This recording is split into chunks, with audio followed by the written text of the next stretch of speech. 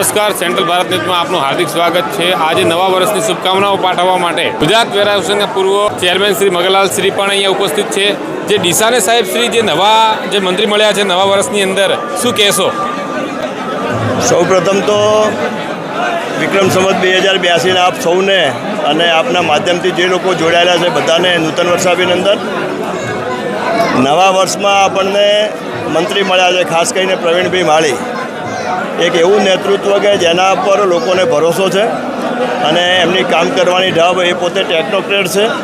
એટલે ડીસાવાસીઓ અને આખા બનાસકાંઠા અને ગુજરાતમાં એક અલગ પ્રકારની લાગણી છે। સાથે આપણા જિલ્લામાં સ્વરૂપજી ઠાકોર, એક મોટા સમાજના આગેવાન, એ પણ યુવાન છે। બંને યુવાનો બનાસકાંઠા જિલ્લાનું નેતૃત્વ કરવા માટે મંત્રીમંડળમાં જ્યારે જોડાયા છે ત્યારે લોકોની અપેક્ષા પૂરી થાય એવી પણ નૂતન વર્ષના દિવસે આપણે અપેક્ષા રાખીએ અને ભગવાન આ બંને મંત્રીઓને ખૂબ તાકાત આપે અને લોકોનું કામ બહુ ઝડપથી અને સુપેરે થાય એવી પણ એમને આશીર્વાદ।